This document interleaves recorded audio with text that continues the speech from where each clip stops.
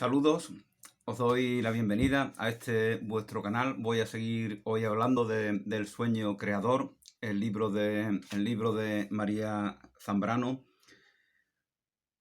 Pues todo se nos podrá quitar, menos aquello que soñemos. De esa actividad primaria que es el soñar, renacerá todo, pues todo nació de ella un día. Lo que hace del hombre ser aparte de la naturaleza, lo que hace del hombre ser aparte de la naturaleza es la capacidad de plasmar sus sueños, lo que nos diferencia con respecto, entiendo que esto es lo que dice María Zambrano, con respecto a todas esas especies con las cuales convivimos en la naturaleza. El rasgo que nos caracteriza es la capacidad de plasmar nuestros sueños. El sueño creador. Esto dice María Zambrano en algunos lugares sobre la pintura, otra de sus obras. Y también dice que todo lo que es creación hunde sus raíces en el sueño.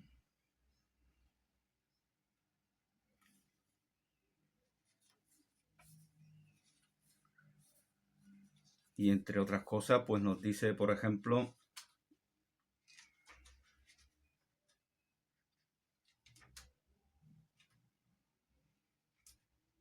los sueños son intentos de humanización, etapas de humanización, recaídas si son mirados desde la normalidad de la conciencia despierta, escalones de una escala ascensional si se les mira desde aquel lugar donde la vida gime y se agita produciendo ese rumor que en todo momento se deja oír en nuestra alma.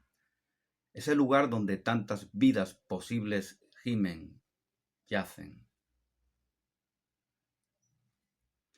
Bueno, voy a seguir compartiendo mis notas sobre esta gran obra de María Zambrano.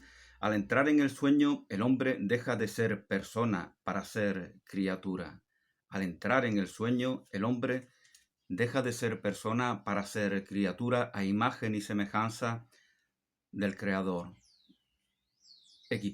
Compara, evoca la idea de sueño a la idea de creación para la perspectiva que tiene María Zambrano. De ahí la importancia. Sin sueño, quiero cumplir mis sueños.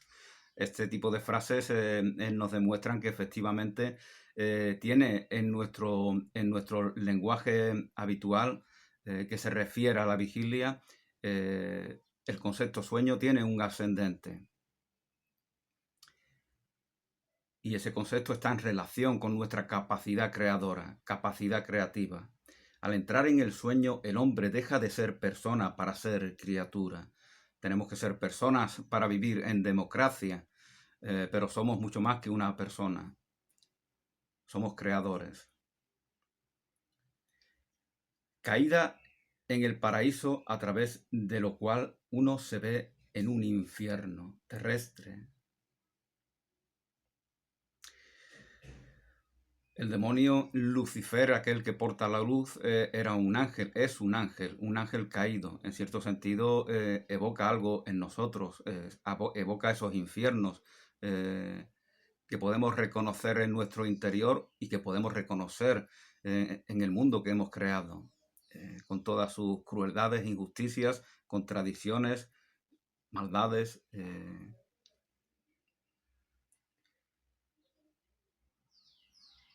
Somos expresión de algo que ha caído de una realidad armónica. Hemos descendido de la armonía hacia los infiernos que pretenden negar esa armonía. Esa es la caída. Esa es la caída del ángel llamado Lucifer, y es también la salida del paraíso terrenal, en el cual ese mito bíblico de Eva y Adán nos recuerda. Para ver hay que olvidarse de sí. Para ver no podemos ver la visión mundana, humana, en cierto sentido es una negación de lo que verdaderamente somos. De eso, de hecho, podemos comprobar cómo todos nuestros sentidos están proyectados hacia afuera, no hacia nuestro interior, con lo cual es como si no lo implementamos de manera adecuada esos sentidos, eh, estamos en un proceso nihilista de la propia vida en nosotros, de nuestra propia identidad. De ahí la importancia del sueño. El sueño permite equilibrar ese mal para que no se dé. Entonces el sueño nos invita a reconocernos tal como verdaderamente somos, a contemplar eso que inconscientemente desechamos en nosotros, porque incluso, como comentaba, nuestros sentidos se enfocan en lo exterior, considerando todo lo exterior como algo con lo cual estamos confrontados, estamos separados. Para ver hay que olvidarse de sí, hay que desserse para ver.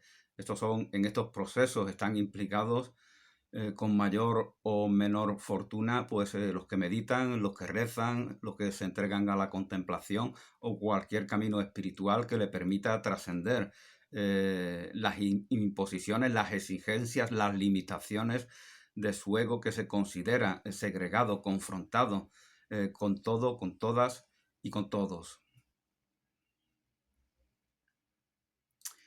Para ver hay que olvidarse de ser, de sí. Hay que desserse, dejar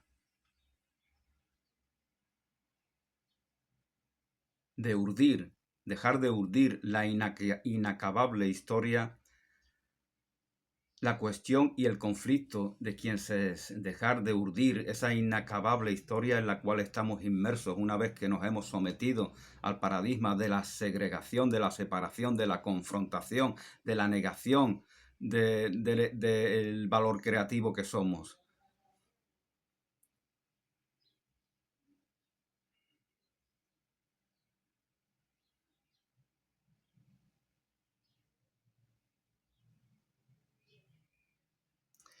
En la percepción no hay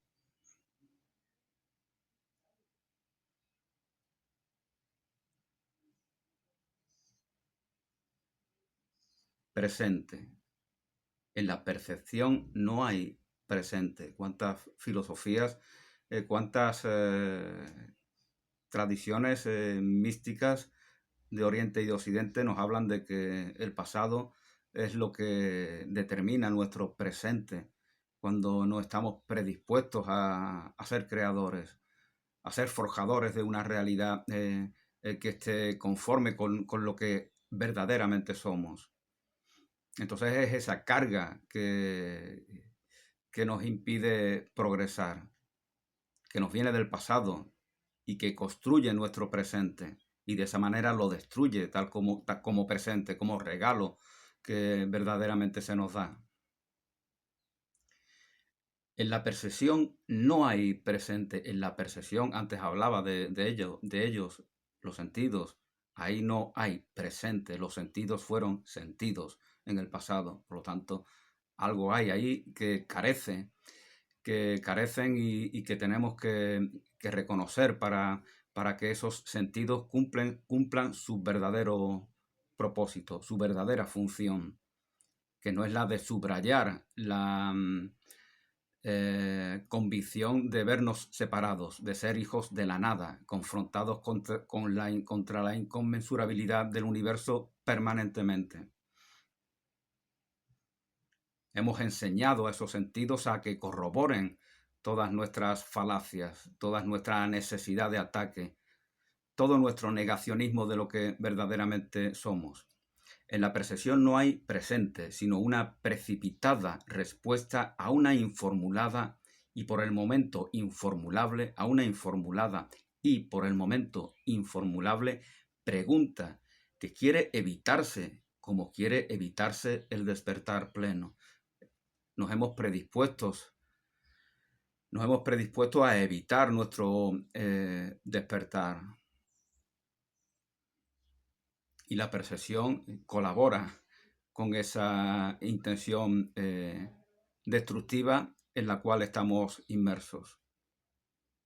El sueño la cara oculta de la vida, nos invita a deshacer ese entuerto para verdaderamente predisponernos a algo que esté conforme con nuestra esencia. Esa esencia que, dicho sea de paso, tiende a negar todas las filosofías racionalistas.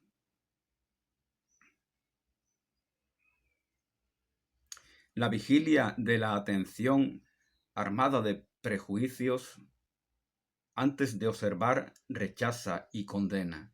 La vigilia de la atención, esto nos recuerda a nuestros personajes que están muy seguros de sí mismos. Ya conmigo no se van a meter, ellos, sabe uno más por viejo que por diablo.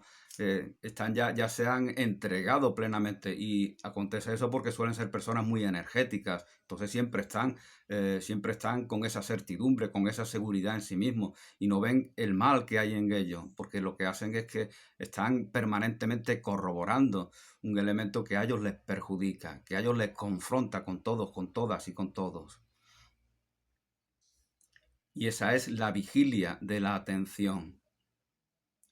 El dormir se ve como un tiempo muerto, el sueño se ve como un tiempo muerto que no nos aporta nada, y queremos estar vigilantes como Rocky Marciano, para dar el gancho definitivo a los enemigos que están ahí afuera y que quieren menoscabarlo. Pero yo sabré defenderme.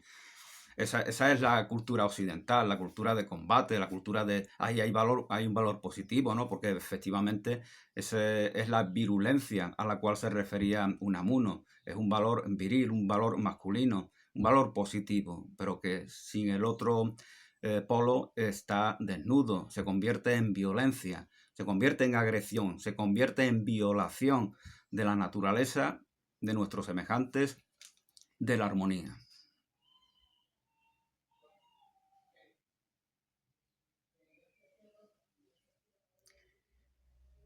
La vigilia de la atención armada, voy despacio porque realmente, como comentaba en el primer vídeo, es un trabajo que yo hago para mi propia comprensión del texto de María Zambrano.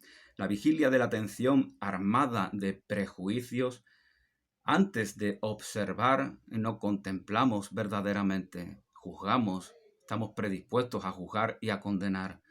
Antes de observar, rechaza y condena. ¿Cuántas veces la gente lee libros? El ateo lee libros religiosos predispuestos a ver todo lo negativo que puede atacar. El religioso ve libros de personas que son ateas o agnósticas con la misma predisposición. Entonces es como si no leyeran nada. No tienen una predisposición que no se implica de manera combativa, que quiere verdaderamente conocer qué se nos está diciendo, de qué se nos está informando. Pues esto acontece en la vida cotidiana muchas veces. Tenemos prejuicios que nos impiden tener una disposición adecuada con respecto a cualquier interacción de la vida. Formas de suicidio en las que se hace uso de la libertad. Ya nos había hablado María Zambrano cómo en cierto sentido muchas personas viven en un estado de suicidio, porque esa negación de esa vida latente, creativa, expansiva, asertiva, esa negación de lo que verdaderamente somos y que está en relación con la armonía, con la convivencia, con la comunidad. Esa negación es como una forma de suicidio permanente. Muchos suicidas en realidad no son suicidas, ¿no? Esto yo me di cuenta pensándolo bien. Realmente Hemingway es un suicida, ese que tiene unos dolores espantosos y se levanta y en un acto de locura se pega un tiro. Eso es un suicida. Eso es una persona que no ha tenido una filosofía adecuada para sobrellevar ese estado de tantísimo dolor que a veces nos puede llevar la enfermedad. Entonces, en un acto de locura se pega un tiro, pero realmente si hubiera caído dormido y tal vez a la mañana no hubiera tomado esa decisión. Vincent van Gogh, aunque muchos dicen que no se suicidó, sino que le asesinaron. Pongamos que efectivamente se suicidó. Se suicida una persona que está desequilibrada, que le dan un arma, toma una pistola para que le dispare a los cuervos. Es casi un asesinato de parte de la persona que le ha dado ese arma, porque esa persona, Vincent Van Gogh, se tira por el suelo, se come las pinturas, está desequilibrado ya en su último tiempo, entonces no le podemos dar una pistola porque le estamos invitando a que se mate. Eso es un suicidio. Stefan Zweig le supera todo el dolor, el sufrimiento de pensar en tantos amigos, en tantos compañeros, tantos enemigos. Muchas veces lo que les pasa a los enemigos nos duele más, porque nos hemos confrontado con ellos, ni siquiera tenemos un recuerdo consolador, y ahora nos lo podemos imaginar en un campo de concentración, maltratado, pasando hambre, y todo eso nos va a causar ese es el estado en el cual se encuentra Stefan Zweig, pensando en decenas y decenas de familiares, de amigos, de compañeros, etcétera. Es algo terrible, es algo que puede superarte e invitarte a dejar el mundo porque ves que todo se destruye, que todo se viene abajo. ¿Realmente se está suicidando o hay un impacto emocional que le supera como ser humano vivo y acaba con esa vida? Entonces, casi parece que muchos que siguen viviendo son más suicidas que aquellos que, llevados por el dolor, por el sufrimiento, deciden privarse de la vida.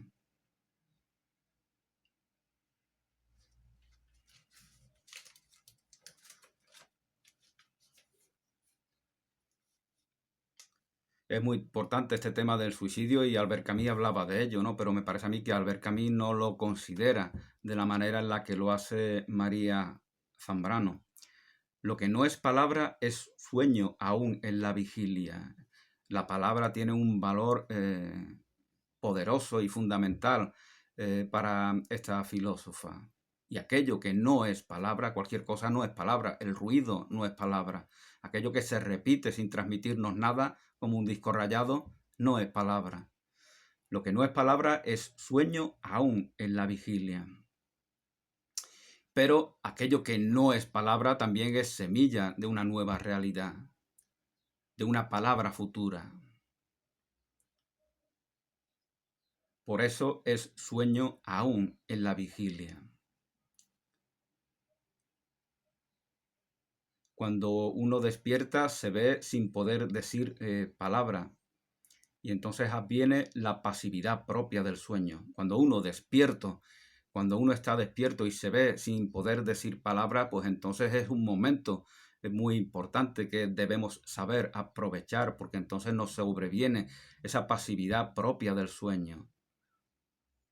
Pero lo que hacemos es temer al silencio, entonces queremos destruirlo con el ruido. La palabra ella misma de por sí es la verdad. La palabra ella misma de por sí es la verdad. Esto recuerda a los vídeos que hice sobre Yukio Mishima, su libro El Sol y el Acero, en el cual pues él comentaba que había encarnado en la palabra lo que también debería haber encarnado en el músculo, en el cuerpo, en la forma, en esta herramienta de comunicación que es nuestro organismo físico. Entonces él hablaba de cómo nos engañamos y entonces ya no hacemos uso de la palabra adecuadamente. Ahí ya nos repetimos, hemos desechado nuestra propia encarnación. De hecho, la palabra lo está indicando, encarnación, llevar a la carne, llevar al músculo, llevar al cuerpo. Sin embargo, María Zambrano se enfoca en el concepto diferente, la encarnación en la palabra. La palabra ella misma de por sí es la verdad.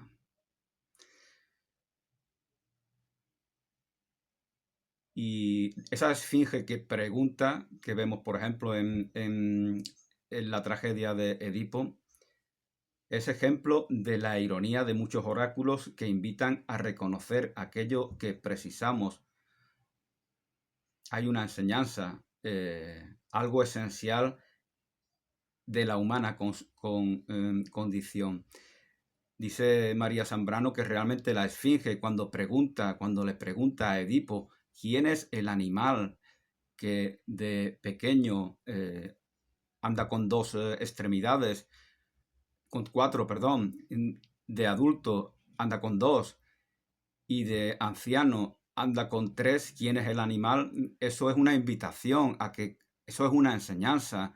¿Por qué andamos con cuatro? ¿Por qué luego con dos? ¿Por qué luego al final con tres? Eso está invitándonos a reconocer qué pasa en esos estados en el cual pues tantas personas, tantos humanos que encarnamos, tenemos que vivir tarde o temprano.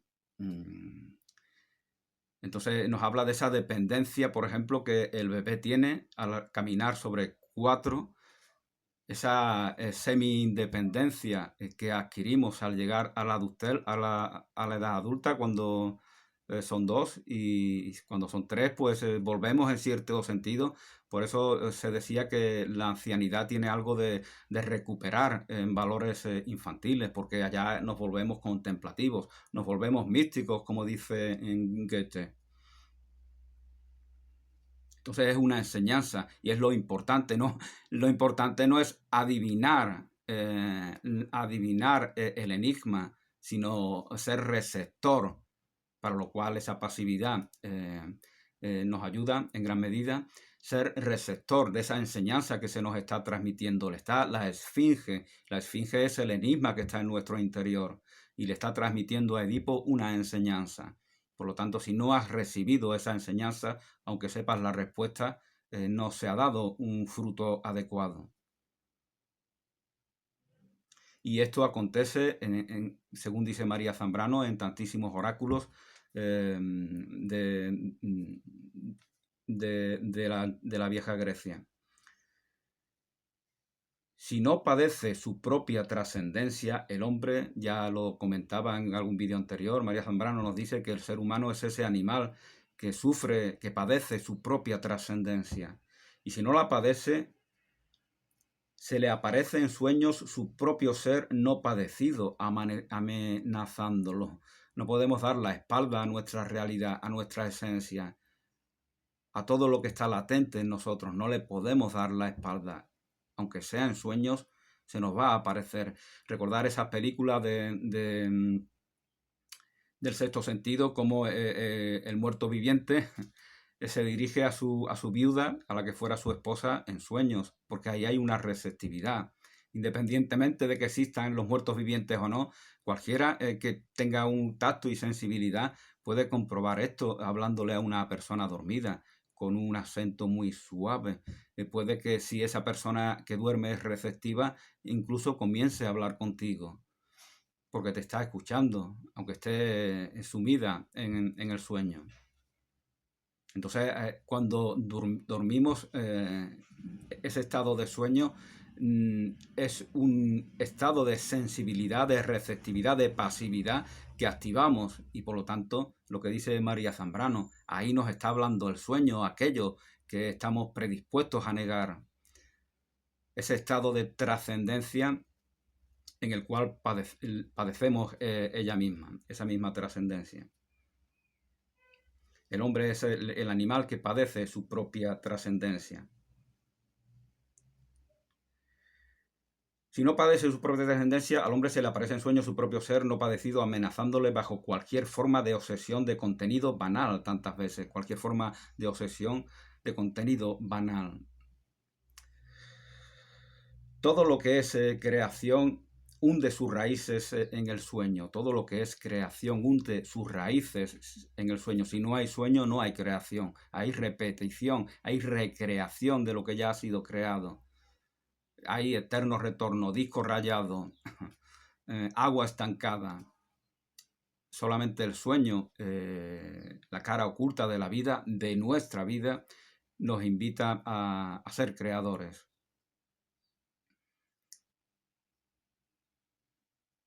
Eso se nos dice en El hombre y lo divino. Ya, como podéis ver, este tema de los sueños está presente también en otras de sus obras. Y bueno, y voy a leer un fragmento, y con ello termino, de otro de sus libros, de otro de los libros de María Zambrano, exactamente Los sueños y el tiempo, los sueños y el tiempo, y en los sueños y el tiempo se nos dice lo siguiente, y con ello pongo término a mi reflexión personal.